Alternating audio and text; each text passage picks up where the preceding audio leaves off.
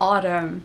As autumn is my favorite season of the year, cliche though it is, I went to World Market to get some of my favorite teas for the season.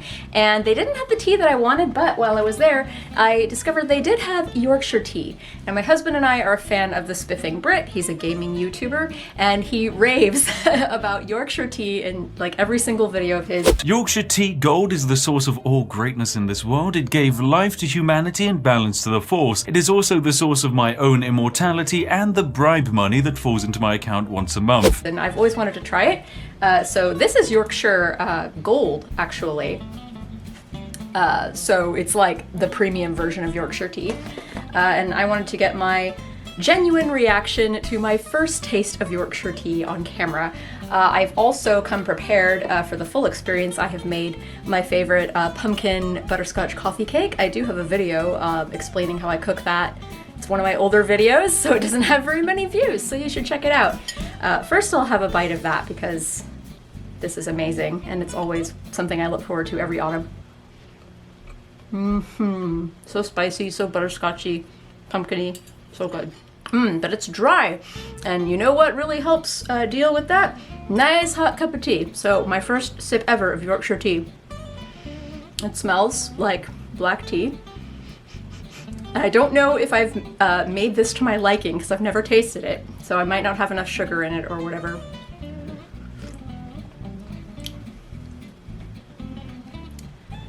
It's tea. So yeah, what the Spiffing Brit raves about Yorkshire tea specifically is that it's like the best cheap supermarket tea that you can drink every single day. If you are an avid tea drinker, as I am, and you drink tea like at least twice a day, usually 3 times a day, it's really nice to have like a solid staple tea that tastes really good but is also very affordable. And yeah, my first impression of this, it came in tea bags, which usually is not as good as loose leaf. I like that it is full bodied, like it was nice and dark in color when I poured it into the cup. I like my breakfast teas and my black teas to be on the dark, stronger side because I like to add cream and sugar or canned milk and sugar. I don't like adding just plain milk like a lot of Brits do. I just think it's watery. If it's a very fine tea, I will drink it plain with nothing. But yeah, like a standard everyday black tea like this, I like adding cream and sugar to it, and I like it to be strong. Yeah, the nice thing about this Yorkshire tea is that it is strong yet not tannic. I find that with a lot of supermarket teas like Red Rose or Lipton or PG Tips even, any of those like cheaper brands, they tend to be very tannic and harsh, even if you brew them really well. Like I brewed this in a teapot, I warmed the pot first with hot water and dumped it out, and I warmed the cup first with hot water and dumped it out. Like I brewed this with care, and I brew all of my tea with care.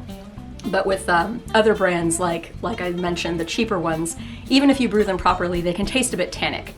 But this, I don't really get that at all. It's incredibly smooth. I don't like it as much as my actual daily tea that I drink. Ooh, I'll show you what that is. This very highly reflective bag. Tea India, Assam black tea. I get this at my local Indian grocery store. I don't know where else to find it. You can probably get it online, but this is my current default go-to daily tea. This whole bag costs like 10 bucks, I think. The price varies, but it's a pretty good deal. It's 2 pounds of tea for just like about 10 bucks. It's loose leaf, and this tea is great. You can brew the crap out of it. Like you can be like me and start brewing a cup of tea and forget that you were brewing a cup of tea and then come back 10 minutes later to discover to your horror, oh no, I've overbrewed the tea. This tea does not taste tannic and gross if you overbrew it. It's a really, really good tea. And this Yorkshire tea, as I mentioned before, also does not taste tannic and gross, although I did brew it properly. I did not overbrew it. I was really careful. But it's not quite as strong as that other tea that I was holding up, and I do prefer a stronger tea. But yeah, for a daily tea, in tea bag form, for the price, I believe this was a little under 6 bucks. And this was the gold stuff. This is like the higher quality stuff. And you get 40 tea bags for about 6 bucks.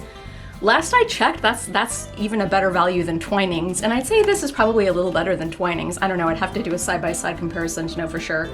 So anyway, yeah, Spiffing Brit is right. Believe the hype. This is a really good tea. You should try Yorkshire Tea if you get a chance. Happy autumn! Behold our beloved ultimate tea overlord, Yorkshire Tea Gold.